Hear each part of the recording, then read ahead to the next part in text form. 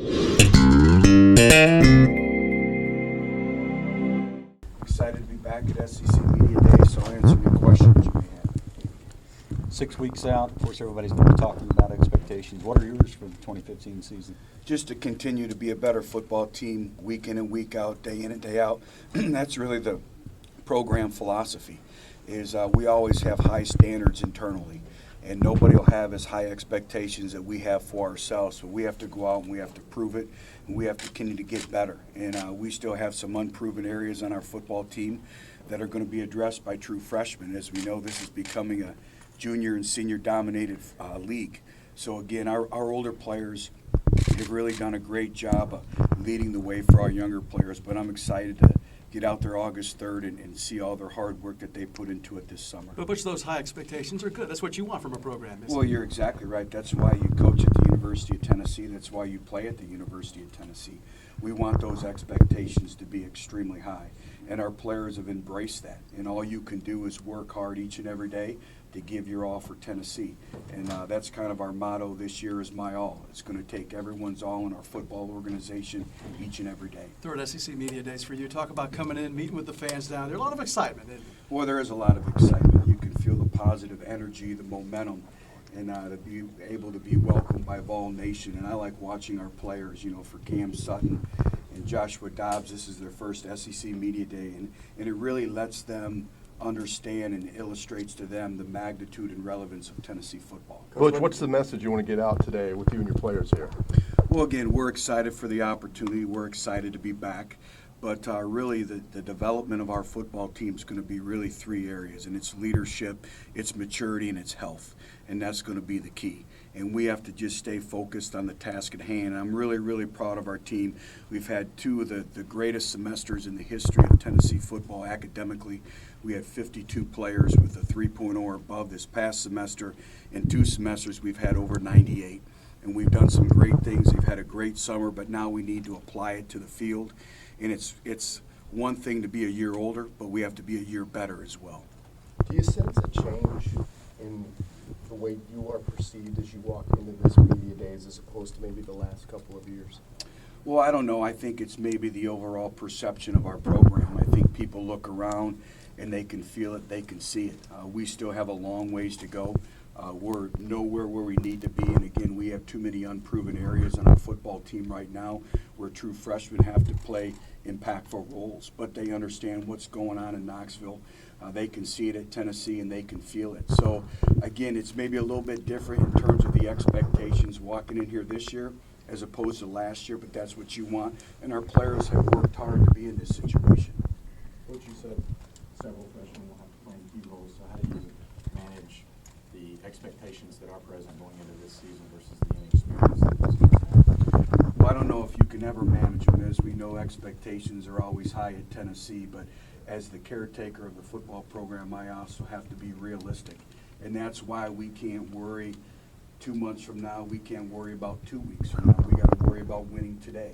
And we had a great workout at 6:30 this morning, and we have to win tomorrow. And that's really been the sole focus of our football program, and our players have been very resilient. They've been very driven. We've had great workouts, but we can't worry about expectations or all that because we create that.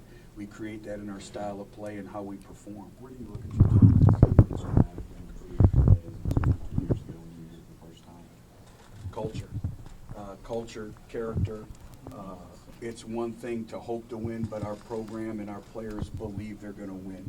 And learning how to win is one of the most difficult things in all of sport. I thought last year our program learned how to win. We took monumental steps moving forward. We didn't do any somersaults or cartwheels or anything like that. But again, it's when you take over a program, how far you come. And I'm really proud of our players because they've invested a lot in getting Tennessee football back. Butch, the emergence of Josh Dobbs has been important, no doubt. Talk about the importance of keeping him healthy and how you're going to use it to have him there for you by the end of the season. Well, you're exactly right. The health of your starting quarterback is paramount. We found out in the last couple of years it's a challenge in and of itself when you play in a league with a high physicality that is in the SEC. So he has to do a great job of his running mechanics when he runs the football and think, touchdown, first down, get down, and then play the next play. And that's why the development of freshman quarterbacks are going to be a number of injuries in the spring. Where is this team health-wise right now heading into summer Well, camp? that's a great question, and that's one of our areas of concern going into training camp, is we had a lot of individuals miss valuable repetitions throughout the spring, but it also lent itself to other individuals picking up those repetitions. And we chart everything, every rep, every competitive rep, but to get those individuals back on the field, they'll all be available when we start training camp, which is a great thing, but we have to do a great job of monitoring those individuals and that we don't push them along too soon. But you mentioned a couple of the unproven areas. What are some of those that you have to find answers for through camp? Well, it starts first and foremost in the defensive front. I don't think there's any secret. We're going to have to rely on some true freshmen at the defensive tackle position. And as we know in this league, this is an unforgiving league. So they're going to have to grow up in a hurry. And I thought Shy really benefited, obviously, from over 500 and some odd reps in the spring.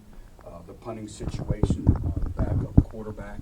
And we still have to, find our number 2 and number 3 linebackers as well. And Jalen Reeves-Maven has had a tremendous summer, but now we have to make sure that we're getting support behind him at the will backer, at the Mike backer, and our Sam backer as well. Butch, a lot of coaches don't like SEC Media Days. You seem to embrace it. Why is that? I'm a people person. I think anytime you get to talk Tennessee football, it's a great day, and we have so many positive things going on in our program, and that's part of the job. That's part of being the caretaker of a football program, but I'm also exceptionally proud of what we're building at Tennessee. Talk about Josh Dobbs' goals off the field, the aerospace engineering, wanting to build planes and fly them once his football career is over. Well, Josh is very goal-oriented, and his mother and his father keep him on task at those goals. And for him, to take a month and do an internship down in Florida, I thought that was really, really beneficial for him, not just in his chosen endeavor once football's over with, but also from a leadership standpoint as well. And that's Josh. Josh is a very driven young man. He's extremely competitive. No matter what the instance it is, he's going to always be competitive. How important was it to get so many members of the signing class to enroll in early June and go through the strength and conditioning program this summer? It's paramount. And, just the growth and development that they have made in a month is amazing. And Dave Lawson and Mike Sershin and our entire strength and conditioning staff does a tremendous job. But when you're on vacation and you walk in and you can see their bodies changing, John, when you asked about the difference from year 1 now going to year 3, it's us also our bodies. We always talk about having Sunday bodies, not Friday bodies or Thursday bodies, and it's kind of been an ongoing joke with our football team. But your body's your weapon. How do you take care of it? How do you get the 9 hours of sleep at night? Are you putting the fuel in your system that you need to with nutrition, and going hard at it in the weight room each and every day, and to see the bodies change in a very, very, very short period of time, it's been very rewarding. Do you like opening the season in Nashville? A bit of a difference this year. I do. We're looking forward to it, and I tell you what a great opportunity for our players from Middle Tennessee to be able to showcase their skills and open up in front of all nation in Nissan Field or Nissan Stadium. It's going to be really, really exciting. We need to make that a sellout. We need all of all nation to come in and give us a home field advantage. Bowling Green is a very, very, very, very talented football team. Know a lot about them in my time in the Mid-American Conference, and they're going to challenge us. They have our attention, so we need to make Nashville a home field advantage for us. How's the health of Preston Williams at this point? You know what? He's progressing. He's able to run straight line. I would guess right now he's probably 75 to 80%. He'll be one of those individuals that will start practice. Now we have to do a great job of monitoring him, and Jason McVay and the training staff do an exceptional job, and we have a training camp plan in place for him. A few more guys. Butch, with the freshmen that came in the summertime, who among them has stood out in some of the summer workouts they've been going through? Well, we've been away from our football team a little bit, and I just think that's healthy, is even with the new rules of being able to do skill development and some other things with them, I think they need a break from us, and it's their time to really grow as a football team. But when you look at, Sapp has done an unbelievable job with his body. All of our freshman linebackers, we talked about that being an area need, an unproven area, but also those are very 3 talented linebackers. So we're very, very excited about them. But I think just the overall freshman class in general, and we've done more with educating them how we live the Tennessee way with everything in our football program, and they've responded. And I think that's a byproduct of our older players really investing in our younger players. What kind of The other two young men that you got here today, Kurt Majid and Cam Sutton, in their roles as leaders as well. Well, they've really stepped up, and we did something a little bit different going into the summer months, is we cut down on our player staff. And in our exit interviews, I asked our players, name your top 4 most powerful leaders on your football team. And then we tallied those up. And obviously the 3 individuals here today, Cam Sutton, Kurt Majid, and Josh Dobbs, we're all number 1, number 2, and number 3 go-getters. And I think that's really helped it because it's condensed that player staff, and now they're forced to lead. And then some of the different leadership seminars we did with the United States military and bringing different individuals in, I think that's really helped their growth. What did you tell Dobbs and Sutton about what they're about to experience here this afternoon? You know what? I don't know if words can measure up to what they're about to embark on, but Kurt has been a great resource for them, and kind of going through them, and you can try to prepare them, but you're never really prepared until you experience it.